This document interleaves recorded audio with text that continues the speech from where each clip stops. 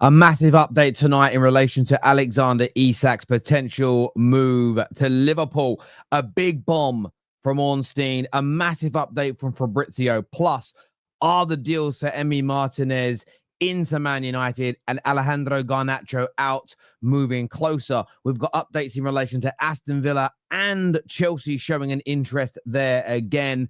We're also looking at Nico Jackson. Are Man United about to make a move for him? Lots of rumors, lots of stories tonight to jump into, but do us a favor and hit the like button. Make sure you're subscribing to the show as well. Let's see whether any of these rumors are close to becoming done deals. Let's do it.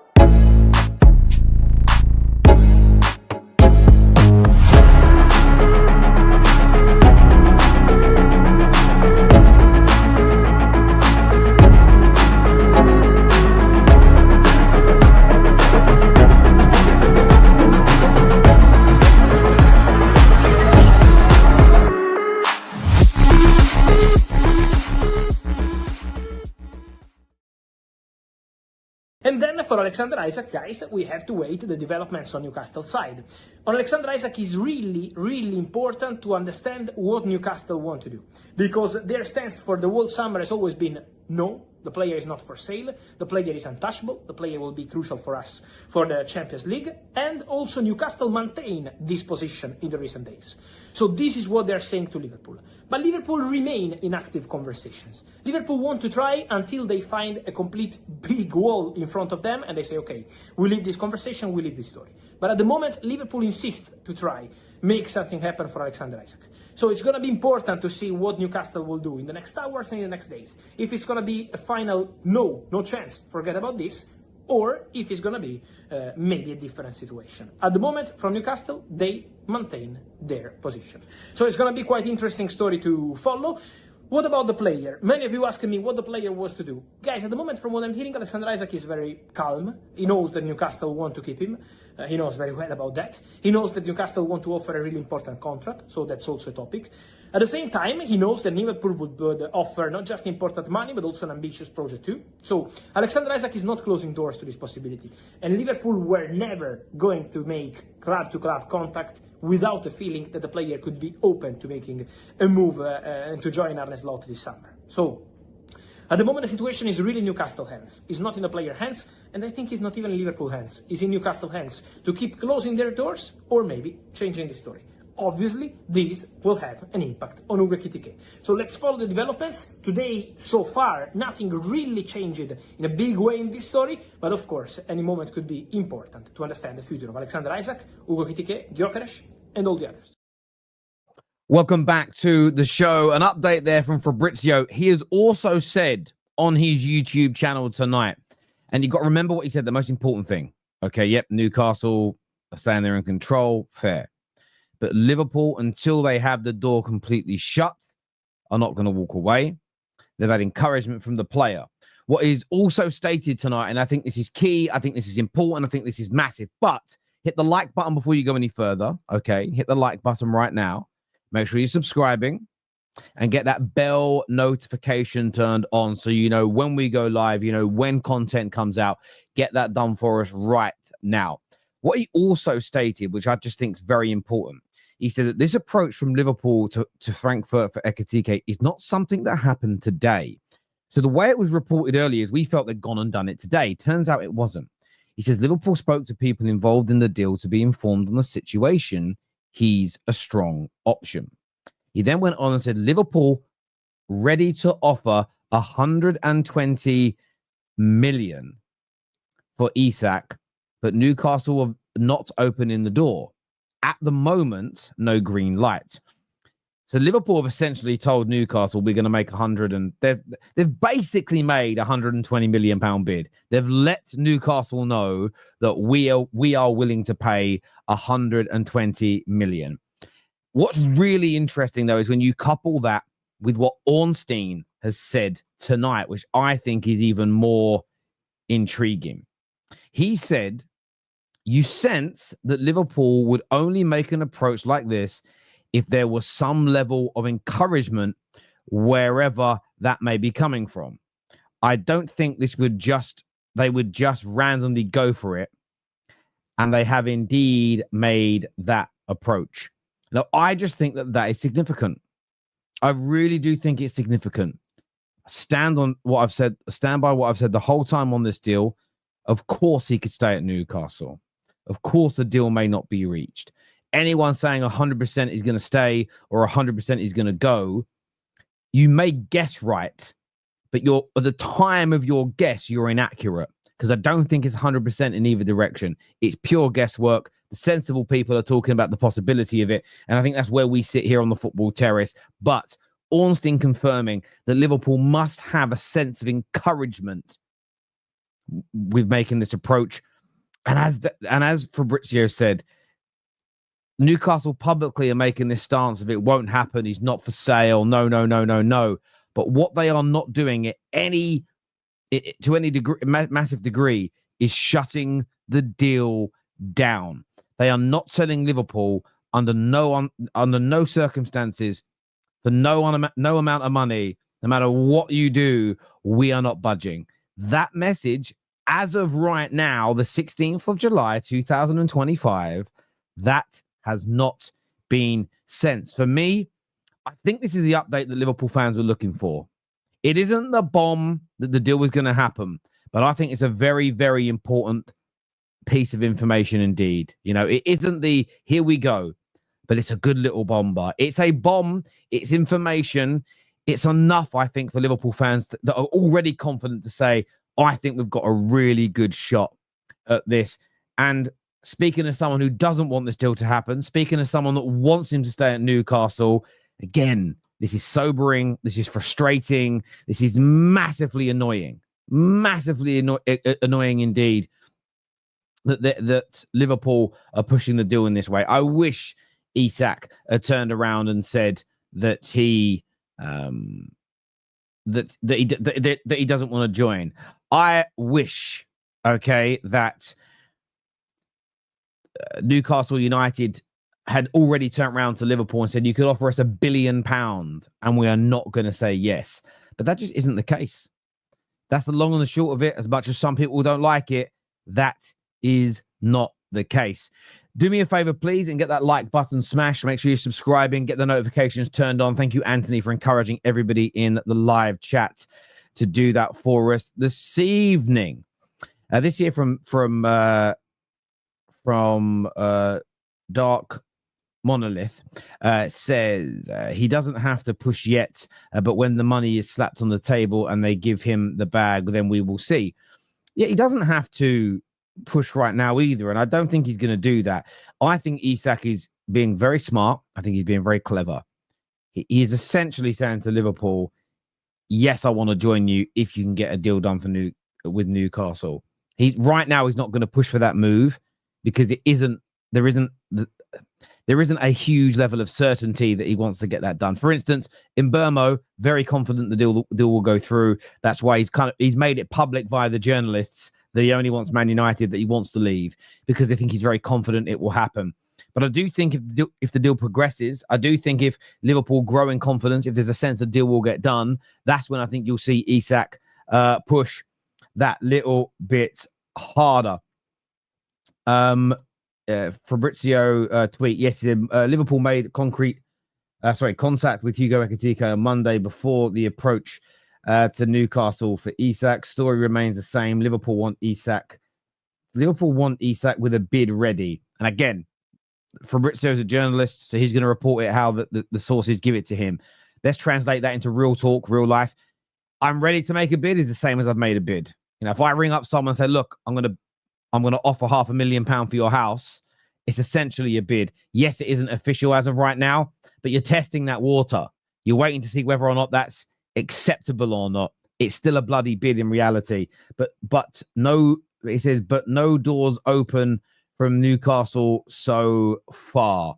It's the so far bit for me. And I keep talking about this again and again and again. When you hear so far, when you hear at the moment, as it stands, that means there is a genuine possibility. And again, Fabrizio and the like are often quite honest. They're often quite honest. And let's be fair about this. Whenever there's a deal that has almost no chance of happening, they very quickly and very regularly just shut those conversations down. They don't sort of string. The thing is, they don't string their own audiences along. As much as people go, they only do these videos for clicks. The journalists write this for clicks. Well, if they just continue to lie. So Fabrizio was saying it could happen so far, Liverpool like it. If it turned out to be completely made up, over the course of time, he wouldn't keep. This is why you know someone's got credibility. This is why if you watch a YouTuber that continues to grow, there may be some percentage of people that say, don't like him, content's rubbish, makes things up, lies to his audience. If they continue to grow, average view time's really good, more and more people trust them or enjoy them, you're wrong. You're wrong. People are, their base don't feel like that. Fabrizio's base has continued to grow. Yes, of course, he's given here we goes and then deals have fallen through. They're not his fault. Look at Gibbs White. Gibbs White is not Fabrizio lying, but we've just seen this one play out in real time. Things happen. Like I've always said to you, done deals are not completed deals. I get a lot of stick for saying that. And I've never understood why I've had stick for saying done deals are not completed deals in the transfer concept, because Gibbs White is a prime example of that existing. But look, as I say, this is going to be the saga of the summer now. I think this has got the possibility to run very, very close to deadline day if Liverpool think there's a chance of getting it done. This here from Lou. Lou says, Isak isn't the type of player we hear from in general, so I wouldn't read too much into him not saying more than he already has, to be honest. No, I agree. But I also think if he would have told his reps, or if he'd have told Liverpool, there's no chance, I'm not leaving, I don't want to leave Newcastle. I agree with David Ornstein wholeheartedly on this. I believe that they just walk away. Liverpool, that is. I believe they just walk away. I think that's really, really important to remember here. Really, really important to remember here.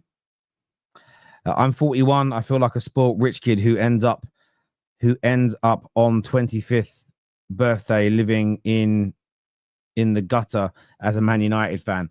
Listen, I hear you, David. We're going to come on to Man United a little bit later in the show. Do you know what? Can you guys see each other's usernames properly? Okay, I can't. It's funny because the same Liverpool fans cried over Trent. Look at them now. It's not quite the same thing, is it? I mean, Trent, they were angry at Trent because he left and didn't make them any money. And that's one of the things that Newcastle were going to consider. I spoke about it earlier. If they get a feeling that Isak won't sign a new deal, they'd be idiotic not to sell this summer or next, because then you lose an asset and you can't help to replenish the squad.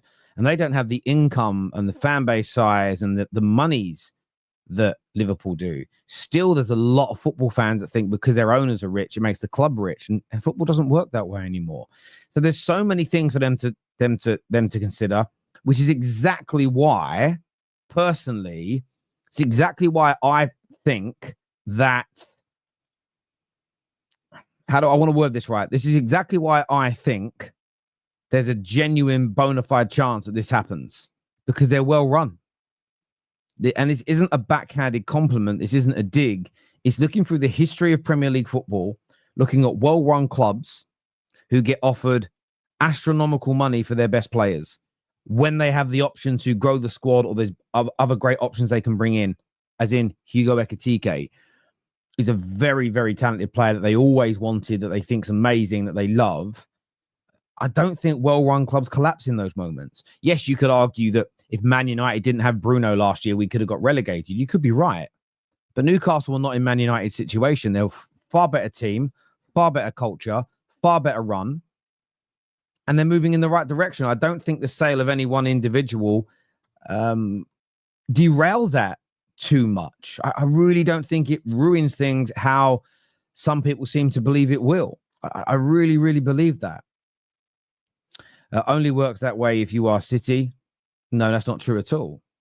There's been many a club who have lost top players and not gone backwards. I'll give you an example the other way. Arsenal, when they started losing Vieiras and Henrys, etc., they didn't get better. But that's because they weren't selling at top whack, because Wenger had this sort of moral stance of, well, no, we'll sell players for what they're worth rather than exploiting other football clubs for more money. Again, valiant, you could argue, but didn't help Arsenal. Nobody else followed suit. So what was the point? If Newcastle let him go and just go, do you know what? We'll re-sign Callum Wilson as the number 9. Then yeah, you're right. They'll go backwards. But if they use that money and buy absolute quality and keep aiming for the stars, I think they'll keep progressing. I really, really do think that they will keep progressing. I really do. Done deal complete. Yeah, different things in the transfer window. Because most people will say done deal when they see it, here we go. Or what Ornstein said about Gyökeres, the deal is agreed in principle. Well, yeah, it's a done deal. That's great. That word used to get used a lot in the banking industry. You'd agree a deal with a consultancy company to bring some consultants in, or you do a business-to-business deal where you go, right, deal's done. But until that paperwork went through the lawyers, there was still always a nervousness that there was going to be a problem. So a deal being agreed and a deal being complete in the football world, I mean, I did say that 3 or 4 years ago now, and I only said it because the amount of times I saw here we goes, the amount of times I saw this deal will now happen, and then it didn't. I felt like from a football terminology point of view, we needed a new layer, and that's what I use. And it's just mine. If people don't like it, they can go suck on a toe. They don't need to like it. It's me talking. You haven't got to watch my content, and you haven't got to repeat what I say. So what does it matter to you, you big weirdos? What a stupid comment by Sam. Absolutely clueless why Liverpool fans were mad at Trent. Completely agree. Newcastle are being silent whilst they try to negotiate the Ekitike deal. Well, they're not being too silent because they are reaching out and reacting. They're telling their journalists that things are not for sale. So they're not completely silent, Newcastle. Let's be honest. We're getting updates. It's as simple as that. Let's have a look at some more of your comments here. People talking about Newcastle using Isak money to mirror Liverpool don't appreciate that the transfer market is very different. Slightly, but the new TV deal money was in. In fact, the European clubs had more financial clout back then than they do now. So I don't think it is overly too different, if I'm being honest with you. And look, it's not about just cashing in now. There's loads of things to factor. Will he sign a new deal? What will he be worth in a year's time? Will they ever make this much money on him again? Is he going to leave? For instance, if Isak turns around and says, guys, look, I'm going to sign a new deal, extend it by 4 years. I'm going to be here until 2032. I want to see my career out here. Then, yeah, don't sell. You don't need sell-on value if he's going to stay for the majority of his career. Absolutely. Then Newcastle would be idiotic to do it because they've already got the great striker. Yes, it would be excellent to add Ekitike. If they missed out on him, but they were keeping Isak for that long, they can go out and buy a legit second string striker. They can go out and buy someone. I'm not saying they used to have Chris Wood, but you know what I mean? Someone of that sort of level, backup striker. That's what they could go and do, even if they missed out on Ekitike. But that's why the situation is so open. Thanks for the late show, Terry. It's really it goes really well with the steak and beer in the garden. Big up, George. I appreciate you tuning in and watching, my friend. I appreciate that a lot. If you haven't hit the like button yet already, people, please get that done. Be interested to hear from more of you. Now, look, we're going to come. Oh, did I timestamp any of that? No, I didn't. I get annoyed when I don't timestamp those things and I forget. I get so in the flow of talking, and because I'm working by myself, forget to do. 1 second. Yeah, there we go. I've added something in there. In other news this evening, there's rumors going around, and they're rumors right now. And I wanted to get people's views. I wanted to get people's opinions on this. And just bear with me a second while I find this. There are rumors going around that. Why don't I have the information on my screen in front of me? So frustrating. That, where are we?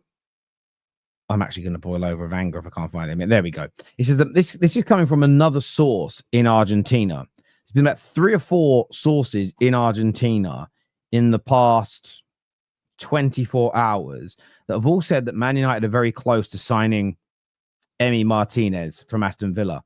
Now, this report also claims that Man United are close to agreeing a deal with Villa for a loan in the opposite direction. Now, what I will say is I don't necessarily think it's as close. These deals are as close as the Argentinian press are claiming. That's my personal feeling on it.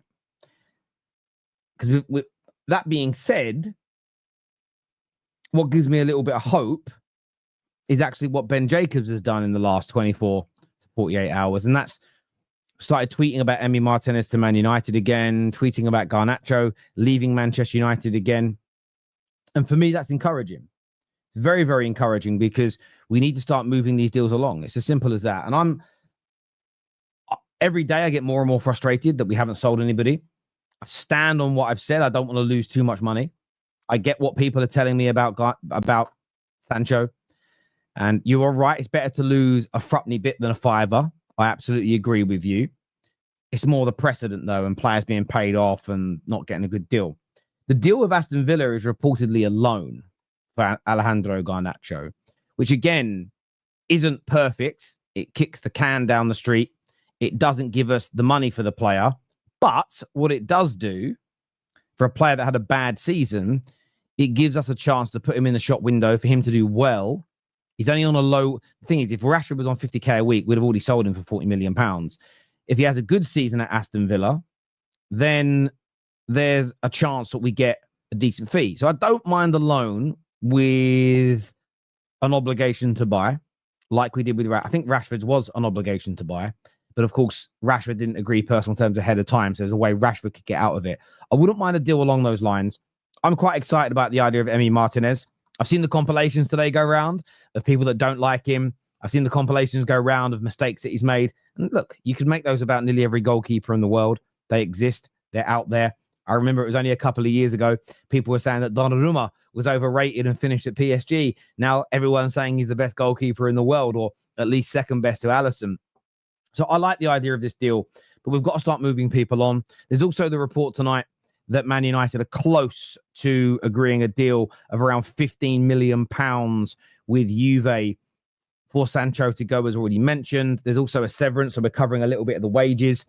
So that, including what we got from, we owe 7 with the severance being paid and the transfer fee we're getting and what we owe, we're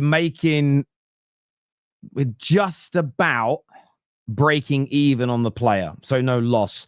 We also recoup and save £13 million that would be getting paid out to him in salary this year, or half of that if he was loaned out. So there are some savings. I'm not happy that we've paid the severance. I think it could set a bad precedent moving forward, especially if more players want it. But look, if in the next 4, 5, 6 days we could see something with Garnacho, if we could see something with Sancho leaving, it's a step in the right direction for a lot of people. The money we get, the deals we get, again, if we do a deal with Villa and it's a loan with an obligation of 50 million, no buyouts. It's got to be there. It's got to be a guarantee they've got to buy him, because then we know we can spend the money. Then we know we can go, right, we can spend it now and we can just prolong, we can work out a deal, pay a little bit now, but we know we're selling him next summer. The money's a guarantee, as an example.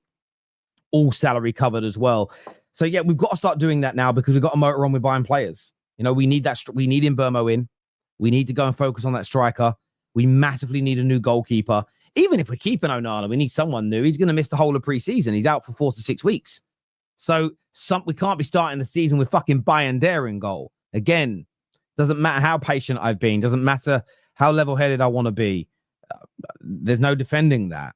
It's absolutely indefensible if Ineos allow our manager and our squad to go into the season with him in goal. It's as simple and it's as straightforward as that for me. I'm not going to beat about the bush. That would be an absolute atrocity, an atrocity of a situation for us to be in. No doubt about it. On Garnacho, though, and look, this may be one of the reasons why Manchester United are also holding back slightly from getting deals done early, is in relation to Chelsea. So let's take a little listen to Fabrizio again. Front. That's something they're seriously considering. So let's see what's going to happen there. The name of Garnacho remains one of the options available eventually this summer for Chelsea because he has to leave Manchester United. He wants to stay in Premier League. And so Chelsea are aware of this situation, but as of today, still not submitting any official bid or starting any talk. So just an internal discussion about options. And Garnacho is one of them. Then I can confirm that the intention of Chelsea is to add one more offensive player this summer. Also because the feeling of Chelsea is that one or two players up front could still leave the club in this summer transfer window. So basically in the next 40 days. So, look, I didn't think I was going to cut off then. Sorry. Look, I think for me, still got an interest in him. I would prefer him to go to Villa than Chelsea. Although I'd like a little bit of that Mount money back, if I'm being absolutely honest with you. But, right, from my point of view and perspective, I'm not sure if Chelsea are going to do that. I'm personally not sure if Chelsea are going to make that move. Just a gut feeling. I don't know if they are. But I understand why Man United might want to wait around a little bit before loaning him out if Chelsea do come in and if Chelsea do make a move. That being said, for me, one of the biggest frustrations or one of the biggest things I've read today that would frustrate me, I will say, is this idea of a potential swap deal for Nico Jackson. Now, from my point of view, it's a hard no. One, even if we did it, it can't be an actual swap deal because you lose the valuation of pure profit, and we need that in our trading account. So I don't think we'd be stupid enough to do that. Someone said to me earlier, would you take Nico on a loan with an option to buy? So there's no guarantee at the end of it. Maybe as a very, very, very last resort, loan with an option. So we haven't got a guarantee to buy him because he will score more goals than Xerxes and Højlund. But what I wouldn't do this summer is commit 50 to 60 million pounds to him because I don't think he's that level. I just don't think he is. So from my point of view and perspective, that's where I get a little nervous. That's where I get frustrated. That's where I get worried that Man United would do a deal like that. Because again, I will defend things that need to be defended. I will defend the manager against the lies that he's letting Garnacho come back to training at this point. I will defend Man United when people say we're terrible at negotiating because we couldn't make a broke Inter Milan pay £55 million for Højlund. I'll defend that because I think it's ridiculous outrage. What I won't defend is a deal where we lose value on Garnacho or we actually end up committing to paying money for, 50 to 60 million pound is reportedly what Chelsea want for Jackson. I can't sit there and I can't warrant it. I can't warrant it in any way, in any shape, or in any form. I just can't do it. I don't know about any of you, but I can't see a positive in that deal personally. It would be horrendous. This is from Lou, who says Garner is definitely more suited to Villa as a player, whilst Martinez, I hate this thing moving, sorry, would be my first choice keeper, but I would take him, wouldn't be my first choice keeper, but I'd take him over Onana. Absolutely. That's where, for me, the price of Martinez is key. I think once you start going over 30, every £1 million over 30 million, the deal gets worse and worse and worse and worse for me. And I'm going to be true to that. It doesn't even matter to me how good a player is this summer. If we overpay and overpay and overpay and overpay and overpay, then I'm fuming. It's as simple as that. That for me is one of the most important things we can do this summer, is not have our bellies tickled. Equally, I think Garnacho would be more suited to Villa with the way they play on the counter. I think it would suit him perfectly. I really, really do. That being said, one of the stats I saw today that Emiliano Martínez had quite low was his interceptions as a goalkeeper. And I was trying to explain to people, well, a team that plays transitional football, the keepers don't play it. Their defense don't have as high liners regularly as other teams. Therefore, the keeper doesn't do as much sweeper keeping. So don't read too much into certain stats when it comes to the goalkeepers. But I do agree with you there, Lou. I do. Hi, Rob. Hope you're well, mates. Agree on the price for Martinez. Yeah, look, I think like all deals, the price of them is important. Just bear with me a second.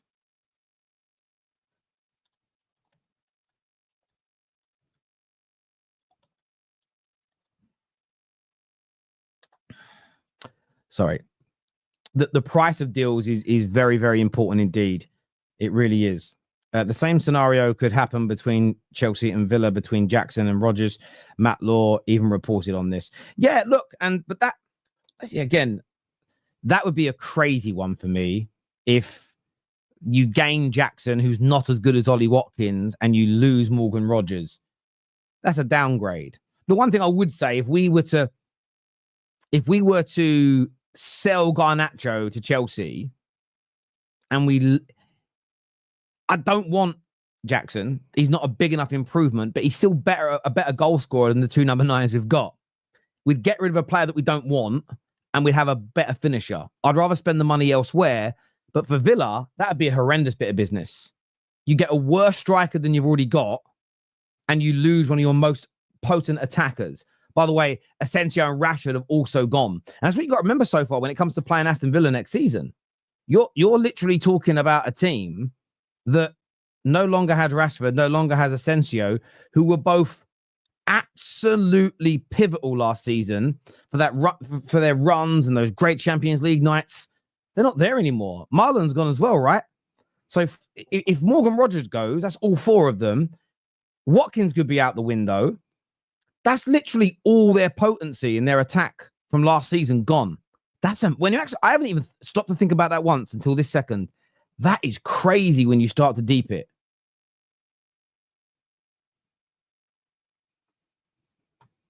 It's crazy. When you start to deep that and you start to break it down, it is an absolute madness how Aston Villa have gone from that attacking line. Did they buy Marlon or did they loan him? I swear they loaned him because they couldn't register him. Oh, no, they bought Marlon, did they? Okay, they bought him. Fair enough. I thought they loaned him as well. Okay, they still bought him. Fair enough. He's still there. But you've got to remember, he was the guy they left out of the Champions League squad after loaning Asensio and Rashford. But imagine by the time they kick a ball at the start of the season, Asensio, Rashford, Watkins, and Morgan Rodgers are gone. But it's okay because they went and bought Jackson. Jesus. Listen, I hope they're not listening to me, but Jackson and Garnacho replacing Watkins and Rashford. Damn. That's crazy to me. That is genuinely crazy. Genuinely. Gyökeres, when is a done deal?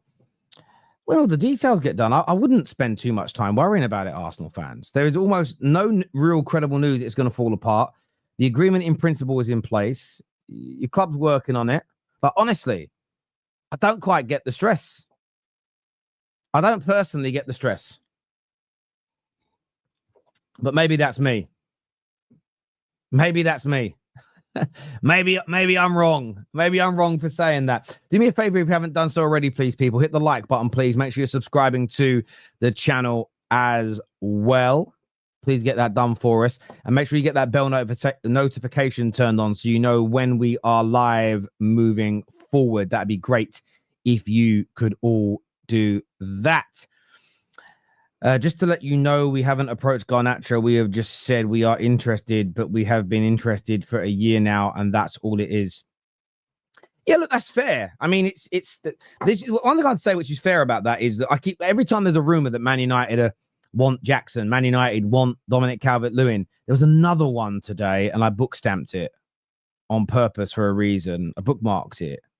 That was the one. You remember yesterday we were linked to Tolisso? Fuck's sake, United inquire about Tolisso. Turns out again that was again Tolisso's agent offering him to us. So I think Jackson, Tolisso, Calvert-Lewin, Vardy. Who's the other one I just mentioned? Who's the other guy? Ndidi. But who's the other guy I just mentioned, people? Write it in the chat quick. Because I forget. Who's the other guy? Big up yourself coming over from the United stand. I appreciate that. Thank you. Who's the other name I just mentioned, guys? Please remind me. Ndidi, Vardy, Calvert-Lewin. Right? No, not Estepinian. We've inquired about him. Ndidi, Tolisso, Vardy, Dominic Calvert-Lewin, Callum Wilson's name was on there, but I just said somebody else's name a second ago. Jackson. There's 6 or 7 players that we've been linked to in the last few days. Now, I've just spoken about Jackson because people are asking me about it. But do you know what I'm not doing right now? And again, this is, people are, Terry, I can't believe you're patient about these things. I'm not going to slam Ineos for being offered players that they're not yet engaging with to try and buy. That for me is a key component of being a fan.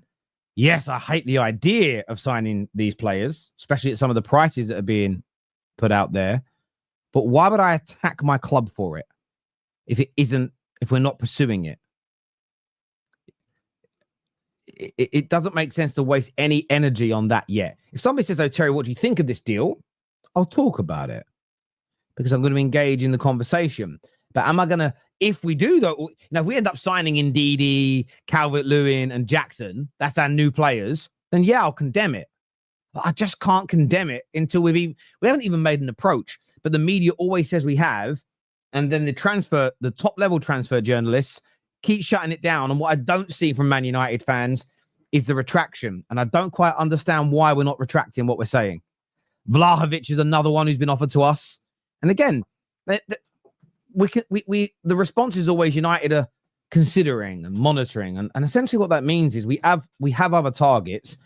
If push comes to shove and we need a body, you might end up loaning or getting one of these players as an option. But we wouldn't be happy with that. And it wouldn't even be that we ended up with one of those players. It's that we fouled in all our other approaches I'd be more angry with than the player. Because for me, going for Dominic Calvert-Lewin ahead of these players would be unforgivable. Ending up with him because we missed out on all the other players, it's not like we prioritized him. I'm more angry that we couldn't do the negotiations. We couldn't get the deals done. That would be a bigger red flag than the talent ID for me personally. But there we go. Chelsea is like the tax man. You can run from us, but we'll find you and get the money we are after. Yeah, maybe. We'll see what happens there, mate. I'll be gutted if we end up with Jackson. I really would. I wouldn't rule out our board signing Garnacho. It fits the model, but having signed Gissens for 50 million, Garnacho is no longer a priority. No, look, I agree. He isn't. I think it all depends on who else you sell. Obviously, with Noni going out the window, that there's a space there. You got to remember, you're Mudryk down anyway. Noni left. Let's see what you do with Tariq George. Is George going to stay? Is he going to go out on loan? You've obviously got Esteval coming in. Is he ready? You might have a couple of weeks with him and the club go, actually, we know he isn't ready. We've got to loan him again. I'm not saying it will happen. There are scenarios that can change. But he was someone that you were really serious about in January. A lot of people thought Napoli would come in early this summer for Garnacho, and that hasn't happened either. But I think a lot of that is to do with the money. I really do. Madueke too greedy, won't provide any assists for Gyökeres, all about going for self-glory. That fella is what Joseph says here. I'm moving like a club who just got promoted and signing clubs rubbish, Terry. You're moving, but we're not though, are we? This is where I'll defend my club. We've signed Cunha. That's not rubbish. We're working on a deal for Mbermo. That's not rubbish. The players that we have made inquiries for and tried to sign are Gyökeres and the Lap. We're making a move for Estepinian. We like the idea of Emiliano Martínez. These ain't rubbish players. The players that have been offered to us, who are down there as the backups to the backups to the backups if things go wrong, that I agree with. But there's a fundamental difference between picking Dominic Calvert-Lewin as your number one striker choice and signing a player like him on deadline day for free on a short-term contract because you've got no one else. I'll be angry and annoyed with it. I won't defend it. But what I won't do is lie. What I won't do is go, I can't believe this is who we picked as our striker over all these other people, as if we're not trying to sign better players. Because I think it's important to be honest in these conversations.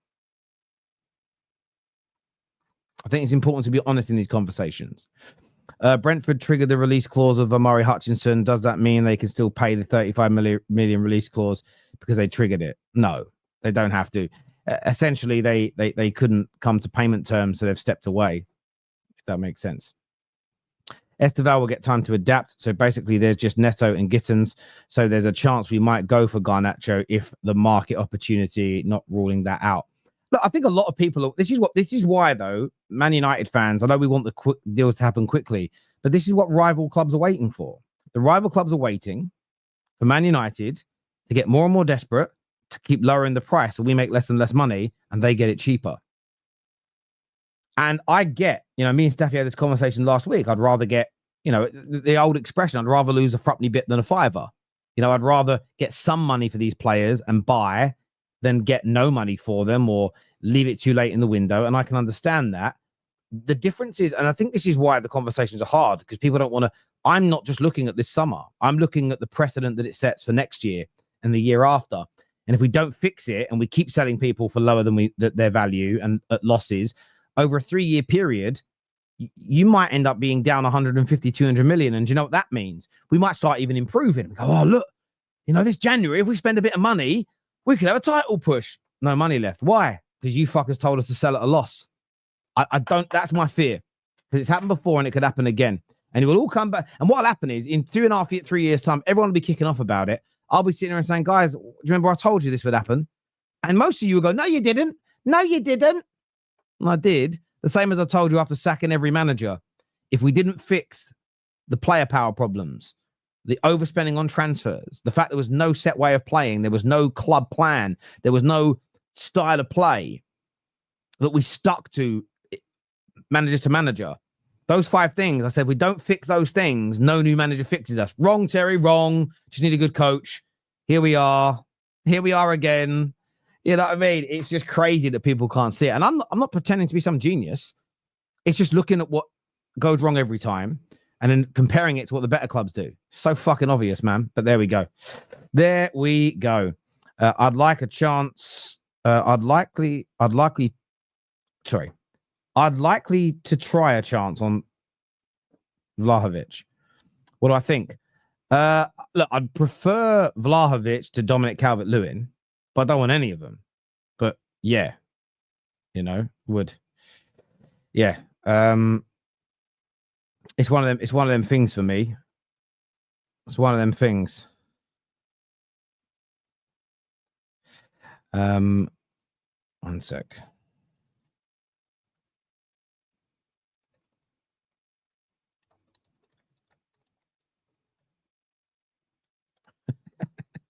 Sorry, I was just sharing the link. But yeah, you were always going to sell at a loss the longer you wait, but you made excuses and now you're losing money on the players.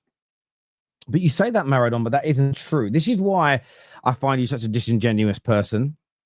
Because when you say we were always going to sell at a loss, we're not selling Sancho at a loss.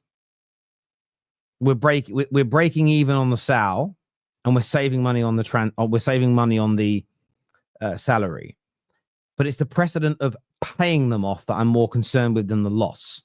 Although each deal, because then the next person might get a severance and the severance and the severance because you're setting a precedent. But equally, it's about holding your nerve. The problem is the fans are losing their minds, which is putting more pressure on the club, which unfortunately is going to make the club fold sooner rather than later and probably give up a little bit more money so it can appease. And we shouldn't be appeasing. We should be doing the right thing financially. Because at the end of the day, whether people like this or not, and Liverpool are proving it now, Liverpool are being crowned as the clear favourites with the deals that you guys are looking to do because you're spending money. Why have you got the money? Because how I'm asking my club to operate is how your club operates. So although you may laugh and go, yeah, but you were always going to do a bad job, my frustration with you, Maradon, is that you challenge me and say what I'm saying is wrong, but celebrate your own club doing it.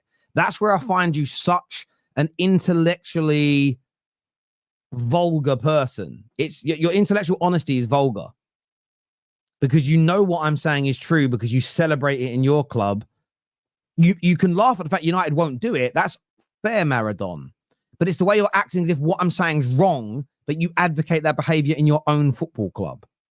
That's what's crazy. Plus, where you're also wrong is you were someone that said we'd never get anybody interested in buying any of these players, and that isn't true. You know, Real Betis and a number of clubs want Anthony. Rashford has suitors, but he's literally telling everyone he only wants Barcelona. That Man United can't do anything about that because you can't literally fall. Well, we're doing everything we can to keep the player out of the club to a point where Rashford's team might are almost threatening legal action against Man United because we're not letting him train with us. But they only want Barcelona. So there's little that we can do in that regard. But I remember in January when people said, oh, you'll never get them out on loans. They're flop. They'll crap. They'll be rubbish. And they prove people wrong there. That's my only issue with what you're saying there, Maradon. My only issue with what you're saying there, my friend, is it's the vulgarity of your intellectual honesty is crazy. Big up on the late show, Terry, watching from LA. So I don't really get to enjoy the live streams very often. Not scared of Liverpool. Come on, you gooners. That is from Alien63. YouTube, sort out this fucking ats rather than people's usernames, man. It's pissing me honestly, it's really, really fucking pissing me off. I can't even lie to you. Because I struggle to read anyway, being dyslexic. But with all the letters and numbers and dots being together, my brain can't fucking handle it. It just honestly sends my brain into a spasm. It really, really does. My brain starts flexing like this and going crazy. So there we go. Oh, Lookman, was it a here we go? When you say it's a bomber? Because I can't see a here we go on that or an Ornstein, but let me know. Let me know. Yeah, there we go. Maradon, if we make a loss, it's because our players have a terrible reputation. It's not to do with waiting. Well, this is it. And it's the getting it done. This is the irony in it. This is where Maradon is wrong. The offers we were getting made earlier on in the window were less than we're being offered now. We got offered 8 million initially by Juve. By waiting, we're getting almost double that as an example. So the waiting game has led to better offers. For instance, do you know how much Inter Milan offered us for Højlund? According to multiple sources close to Inter, around 10 million quid, which would have meant we'd have lost 45 million pound on him. And then he's playing somewhere else. 45 million pound. That is worse than not selling him because it sets a disgusting precedent that every other football club is going to try to exploit. Sometimes, and this is where football fans can help their club. And Maradon, you're a Liverpool fan. You guys do it the best. Sometimes it is, people go at PR, don't lie. Sometimes in life, you have to put on a front. Sometimes in life, look, David Brent said this in The Office, right?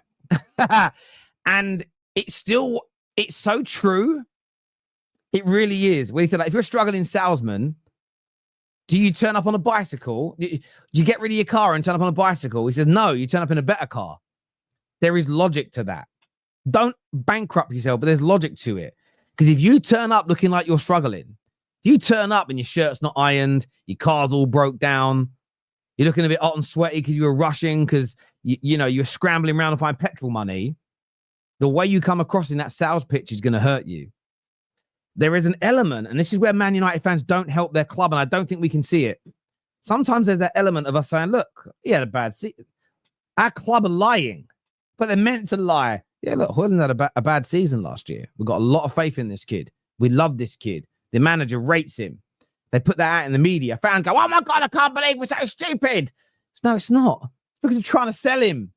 Right, we've got to keep the message 100. You got to keep the message. Imagine Amarim's not in the negotiation. Imagine we sit in the negotiation room saying to the Milan clubs, we love this kid. Like, we don't really want to part with him. We know he had a bad year last year. But you guys are interested because you've seen what we've seen. We don't really want to let him go. 10 million's an insult, blah, blah, blah, blah, blah, blah, blah, blah. And they go, all right, we'll go away and think about it. Cool. And then Amarim's in an interview saying he's shit. I agree with United Trey. I agree with United 304. I agree with this aggregator. I agree with MK Dave. I agree with Maradon. Blah, blah, blah, blah, blah, blah, blah, blah, blah, blah, blah, blah, blah, right? What do you think Inter are then going to say to our negotiators? Hang on. You told me you rated him. Now this is why we go, managers have got to tell the 100% truth the whole time. There are moments where telling the truth is stupid for your plans. Stupid for your plans. Imagine you're trying to sell your house, and one of the reasons you're selling it is because there's a bit of problems with the plumbing that you don't want to fix, right? You got a neighbor that winds you up. and the field behind your house, horses shit in it a lot and it stinks. You're not going to tell that to the people trying to buy it. Why would you? Why would you? Now, you've always got to tell the truth. No, there are times where you don't tell the truth. My son, where is it? My son brought me this picture the other day. They're flowers. You can't see these ones. He said, Daddy, what do you think? I said, it's the most beautiful picture I've seen. My daughter then came in, now my son again, and gave me this here, right? I said, what do you think of it? I said, it's even better. There are times in life where you don't tell the truth. I don't know what the fuck it is. I don't know what it is. It's circles on circles. But yeah, it's one of them ones. It's one of them ones for me. I don't get some people, man. Father Ted was a great show. You know, we're never going to do it. We're never going to do this as a fan base. And I'm very, very, very, very, very, very aware of that. But you know, sometimes when you'd love to test a theory, I'd love to test a theory. All Man United fans, one summer, barely show any signs of discontent, agree with the PR, back the club in what it's saying, even though you don't know what's going on, and let's see if we get better results. I'd love to test the theory. Equally, we could spend a summer going mental, ripping apart everything the club says and does. Let's see if we get better or not. I'd love it. It won't happen. But as a thought experiment, I'd love to test which one makes the team better, which one gets the better results in the transfer market. I don't know if I'm right. I just want to test it. Maradon here says,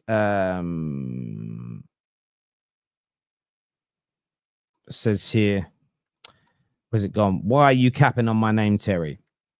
The irony in that, considering you normally write in cap locks. Was it broken?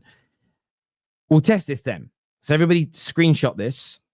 When Liverpool do a fantastic piece of business for a fantastic amount of money, so when they get 35, 40 million for Harvey Elliott, who's not worth it, when they end up getting an astronomical fee for Luis Diaz, when they end up getting brilliant payment terms on Isak, let's watch if Maradon celebrates his club, their business acumen, how brilliant Edwards is, how they always win their negotiations. Let's wait and see. He may not do it on the first deal because he's aware that we're looking, but just over time, watch and see if he praises the business operation of his football club, the football operation of his football club. Let's see if he does. I can guarantee you he does. I can guarantee he does. I agree with positive reinforcement. Look, I just sometimes look at it and think, look, if this is what I mean by thought exercise. Theoretically, screaming and shouting and being angry at your club to get better, people that do that believe it will make it better because they believe the club's going to listen. That logic dictates that screaming and shouting could also make your club make bad decisions. And I give you an example as to why, because everyone's different. I don't mind my boss shouting at me. I can handle being shouted at by somebody when I've done wrong or I need to improve because I'm not emotionally irregular. Especially if I've done wrong, I can take it on the chin. There are other people that will become shrinking violets in that environment and become worse at their jobs. Some people get put under pressure and they start to flap a little bit more. The hands start shaking and they do a worse job. So therefore, you have to learn to manage that. So as a football club, especially as we're trying to get better, there is a real train of thought that the angrier we get, the better decisions they make. Could be true. But that logic also dictates, if you understand the way everyone handles pressure differently, that screaming and shouting and demanding we hurry up might make us make poor decisions too. And I just we're never going to get to do it, but I'd love to test the theory because I'm not convinced that everybody behaving the same way and saying the same things for every club works. I just don't think that every club's culture, every club's owners, every club's manager, every club's board of directors, every club's sporting directors are all motivated in the same way as each other. How do I know that? Because I worked in a specific industry for a number of years. I knew a lot of MDs. They were all different. I knew a lot of sales directors. They were all different. I knew a lot of salespeople. They were all different. Anyone that goes, no, everyone's the same who works in sales is a liar. It's an absolute liar. It's not true. So, yeah, look, But we will see. We will see.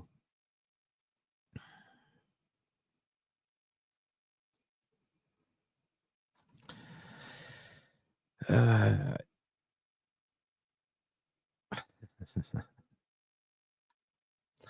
be honest, I thought you only talked about Arsenal, but fair play, you've changed my mind and you're unbiased. No, I don't talk about Arsenal. I talk about trending topics, if I'm being absolutely honest with you. Do you know what a lot of people don't realize about the Arsenal stuff? If the media, especially and rivals, didn't always hypocrisize themselves when it comes to Arsenal, I'd do less reactions and talk about them less. Like the amount of shows I've done about them, when I'm like, what's trending today? You go online and it's everywhere, it's trending. And it's where, you know, where you've got Alan Pardew saying that Dominic Calvert-Lewin's as good as Gyökeres. I can't help but sit there and go, well, that's bullshit. It's the biggest trending topic. If I don't, why would I not talk about it? So it's a little bit like it's a little bit chicken and egg, if I'm being honest with you. It's a little bit chicken and egg. But again, let's test the theory. But people can't stop talking about them. So let's test the theory. Let's test the theory and see what happens. With what does it say? We have to learn to manage people under pressure, Terry. No, I agree. But yeah, I hate you. Terry, where is Gyökeres? In Portugal, I think. I don't know why you guys are so stressed about it. I know you're emotional and stuff, but there we go. Henry Wright asked me for the link to come on stage. I sent it to him 15 minutes ago and he's still fucking not here. What's going on, Henry? Got things to do, mate. Terry, what deals are we working on right now, really? Well, we all know what deals we're working on. We're working on Mbeumo. Clearly, we're looking at a goalkeeper. We've made contact with Estepinia's camp as well. Clearly, we've made contact with some strikers' camps. We're working on multiple deals. We're just not progressing some of the deals. We've got to sell people first. But we've always known that. And sales are hard. Look how great Liverpool are at business. They ain't sold no one yet. Why? Because clubs wait. And we've got financial problems, which are real. Are really, really real. Why have we got financial problems? One, the debt. Right? One, the debt. Two, and more importantly, when it comes to transfers, we overspend. Guess what everybody's remedy is to hurry up this summer? Sell at a loss and just get the payment done. So you want us to do the same thing that's put us in this mess? I can't advocate for it. I can complain we ain't got it done quicker, but my remedy isn't, right? My remedy isn't just pay it. It's part of the reason we're in this hole. Never going to advocate for that again. Never, ever, ever. Well, that's not true. I'll backtrack on that. In the short term, I'm not advocating for it. I'm really not. If we're challenging for a title when it's in January and we can sign a world-class striker for 55 million and we're haggling over 2 million, I don't mind it in that circumstance. But if you're doing it regularly, you're going to run out of money. It's important, man. Big up yourself, bro. What's Henry doing? He says 5 minutes to me 8 minutes ago, and he says 5 minutes more. He says, gone to make a tea. How long does your kettle take? What, you set a fire? Have you made a fire in the garden? Are you boiling a kettle over a flame? How long does your kettle take to boil? Or how big is your house? Because I want to finish. I'm tired. I want to go to bed. Big up Lucky Singh. Hope you're well, man. Hope you're well, bruv. Hope you are good. Terry, glad we Alejandro Garnacho tell him to get a move. I don't know what that means, bruv. Is Mbeumo really a priority for you over a striker, Terry? You already have Ahmad? Great question. You obviously don't read about Man United. So most of Ahmad's better performances came last season from fullback. So there's that. Secondly, I want versatility in that role. I want options. Last year when Ahmad got injured, people put their pants. We had no one else. We were absolutely finished at that point, and we've got to do better than that.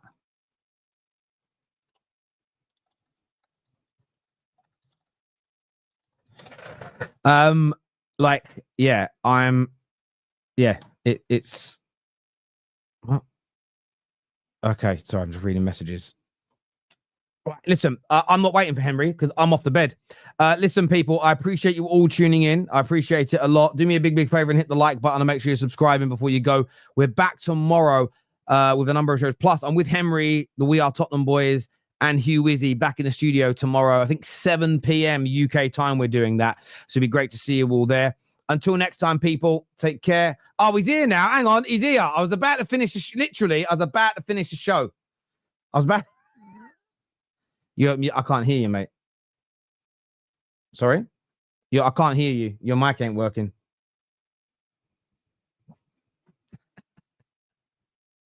No, can't hear.